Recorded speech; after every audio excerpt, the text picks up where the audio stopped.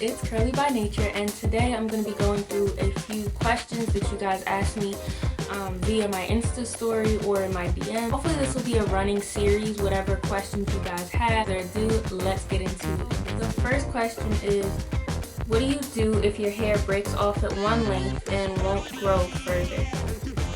So I've never personally had this happen to me, but what I would recommend is if it breaks off, like I guess if you're saying like if one side breaks and the other one doesn't, I would do a few different things. So first of all, I would make sure to just get it trimmed. Like if it's a large section, like if it's one half of your hair is broken and the other one isn't, I would just go ahead and get it trimmed. I wouldn't be flat ironing it. I would not be trying to manipulate my hair. I would just try and let it grow out the way that it needs to. I would definitely add moisture to my scalp to promote hair growth, and a few hair growth serums that I like are by Righteous Roots and by Fellow Hair. Those have a lot of oils in it that promote hair growth, and one of the best investments I would tell you guys, of course, is a PuffCuff, because that's low tension. Your hair is going to be voluptuous and it's going to look like your hair is all pulled up, even if you are like, even if it's like not, it doesn't have to be super tight. Basically is how the PuffCuff works, and I'll show you guys pictures and videos of me using the PuffCuff on my channel a lot, and on my YouTube, on my Instagram a lot, and I'll just put in like some PuffCuff styles that I've done in this video to help you guys out with that, because that's what I would definitely recommend. Low tension styles, adding nourishment to the scalp to promote hair growth in whatever area you're. So the next question is, how should you go about trimming your curls? I never trim my curls. There are a lot of videos out there of girls trimming their curls, and the main thing I would say, if you are going to go about doing this yourself, go to Sally's Beauties. It's only like $2 or $3, and get the scissors that are meant to cut your hair. Do not use regular scissors, because once I did give myself bangs with like regular scissors. I was very young, but I mean, I turned out fine, and like my hair ended up growing back pretty much, but I would never recommend that to you guys. I would say go out to Sally's, pay the $2 to $3 to get the special scissors to cut your hair, and then I know you can do it on wet hair or damp hair, like wet hair or dry hair. That's up to you. My hairdressers, when I go get it done, they typically do it on blow-dried hair, and that is how I've always gotten trimmed. That's the only way I get trimmed. I go to the hairdresser. But if you were to trim your own ends, I know a lot of girls braid their hair up and then just trim the bottom where it's like a little like scraggly.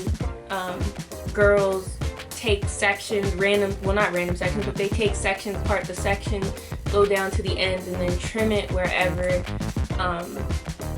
they feel as though it's split ends or anything. A lot of people also do, like, they'll trim it down, up and down. So like if you have a strand of hair that has like flyaways, they'll trim those flyaways. There's also a product out, I don't know if I would trust it, but one girl I saw had a product that trimmed it for her. Like, you basically put your hair in this thing, and all these little pieces of hair will be falling off because it was actually trimming her hair. But me personally, I stay away from trimming. I don't get trimmed unless I'm going to get it done by the professional. So the next few questions are like a series of questions, so I'm going to break them up section by section. So the first series of questions is, what does moisturized hair feel like, and do you think water moisturizes hair? So I'm going to start off with what moisturized hair feels like. The best way to explain to you guys what moisturized hair feels like is soft. It's very like, yeah, it's just soft. This hair right now is not that moisturized. So let me see if I could get up close and show you guys. It's kind of hard, it's kind of flaky, like it needs some moisture added back to it. Moisturized hair kind of stays in place better, I guess, or like does what you want it to better. Like dry hair, you're not gonna really get a lot of that. It's gonna be frizzy, it's gonna look a mess. The next question on that series was, do you think water moisturizes your hair? Yes and no. So after you get out of the shower, you have like, and after you rinse everything out, you have just like water in your hair. I wouldn't tell you guys to do this, but like just see what it feels like 2 or 3 hours later if you don't put any product. it's going to be hard, it's going to be crispy, it's going to be frizzy. Like, water moisturizes your hair, but you need to seal that moisture in, because if you don't, that water is going right back out into the atmosphere. Like, it's not going to stay in your hair. So yes, water moisturizes your hair, but you need to figure out how to seal that moisture or keep that moisture in your hair. So for me, I use conditioners, oils, all those things you need to seal that moisture in with. And for me personally, I need something more than just oil in my hair. Some girls can get away with literally just using a sealant oil, such as coconut oil or something like that, and they can get away with it. But me, I need leave-ins, okay? Like, I need a little products that are a little thicker, and it's kind of just gonna lock that moisture in from the water. And yeah, and I also use an oil to further seal all of that. After I put in a product, for me, I literally every night just spritz it with like a water bottle, like that sprays at a large angle. Like, I don't want the water to be direct, but I just want it to kind of just spritz it, and then I retwist my hair. That's just to reactivate the product. And so yes, I do think that water moisturizes, but I think that you need other things to help keep that moisture from the water. So the next question is sort of a two-part question as well. So how do you know if your hair is taking in moisture? When is too much, and when is enough? So for me, I have low porosity hair specifically, so it's very hard to even get moisture into my hair, because basically my hair cuticles sit like this with like a little bit open. High and normal porosity kind of just, it has like a normal opening, and high porosity has a big opening like this. There are more detailed videos on that, but basically with moisturizing, it's going, for me personally, for low porosity, I know my hair is moisturized when it feels soft. There's no product sitting on top. Like, if I first style my hair, yes, there might be some white product with like within a twist or within a braid, but it pretty much seeps in at a certain point. Like, you shouldn't really see any product sitting on top of your hair, and you want to make sure that you use the right method of applying product. So there are a few methods, LOC, LCO. You always, when you moisturize your hair, want to start with some type of liquid-based product. So a water-based product, so like water itself, or leave-in conditioner. You want to follow up with a cream or an oil, in whatever order works for you. For me, the lock method, the regular lock method usually works. So you're gonna go in, or no, I'm sorry, the LCO method works best for me, because if I use an oil at the end, a sealant oil at the end, then it's going to lock in all of that moisture from the water and from the cream that I use. In order for your hair to feel moisturized and be moisturized, you also want to make sure that you're deep conditioning on a fairly regular basis, no matter what hair type. Whether or not you use protein is a totally different video. We can get into that if you guys need that. But you just want to make sure you're deep conditioning pretty regularly, because that's going to help soften your hair. It's going to help to moisturize, like make your hair more accepting of moisture. As of right now, for locking in the moisture and all that good stuff, this is my favorite deep conditioner. It really helps to soften your hair, really helps to detangle your hair. Another note with deep conditioners, just because we're on the topic, if you are using a deep conditioner, rinse it out within the time that it tells you. Meaning, if it says rinse out within 30 minutes, rinse it out within 30 minutes. Do not leave it much longer. Like, if you leave it an hour and it's okay, but don't be leaving deep conditioners in your hair for like 2 or 3 days. Because basically what that's going to do is cause your hair to have hydro fatigue. And hydro fatigue is when your hair basically has too much moisture in it. The next question is, how do I know if I need a heavy oil for your hair, for my hair, or a light oil?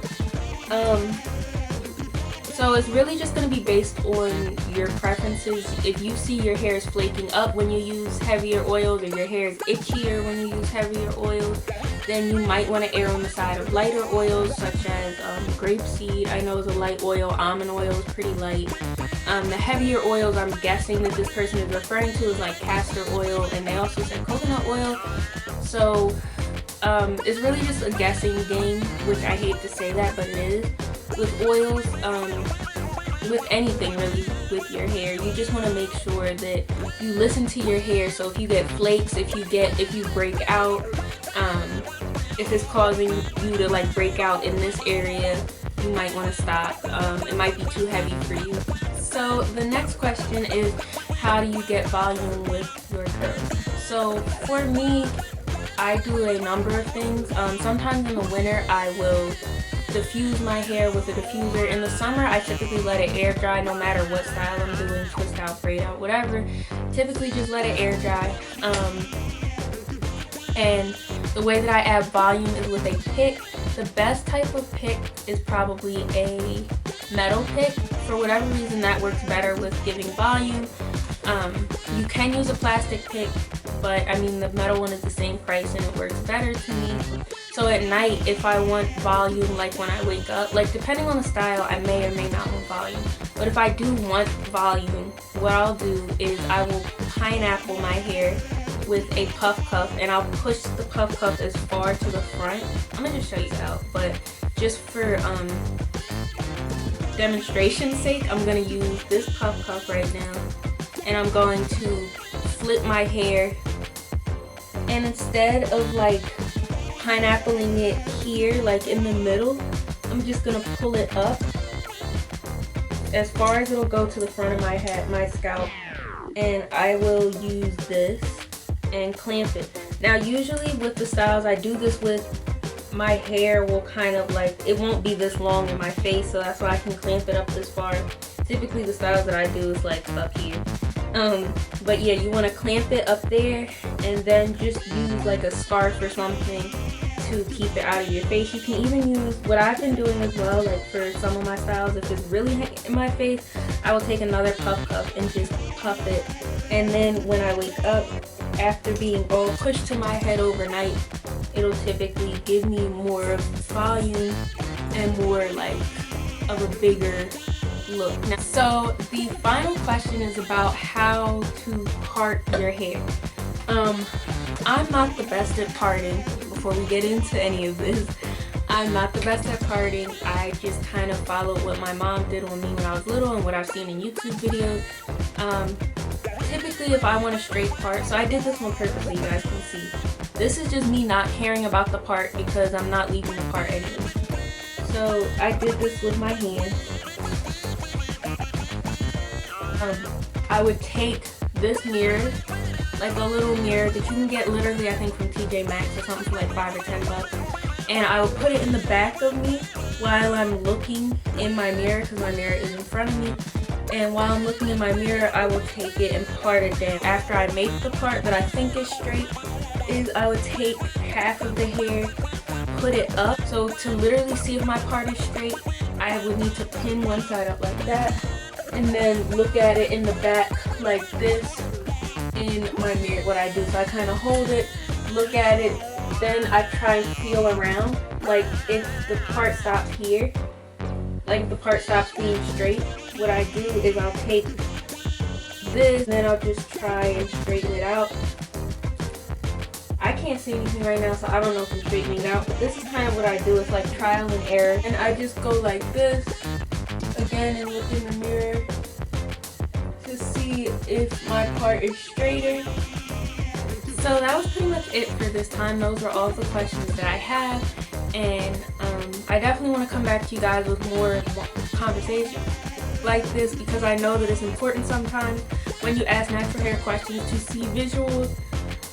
So I definitely, if you guys like this, I will definitely do more of these and I'll ask more questions. But until next time, you guys can ask comments down below, and you can ask in the comments down below and I might do a video for you. I might answer in the comments depending on how complex the question is. And that is a wrap for me. So I will see you guys every Monday, Wednesday, Friday at 11. So make sure you go ahead, like, comment, subscribe, hit that bell, and I'll see you next time. Bye. You the baddest girl that I ever seen. Could be magic.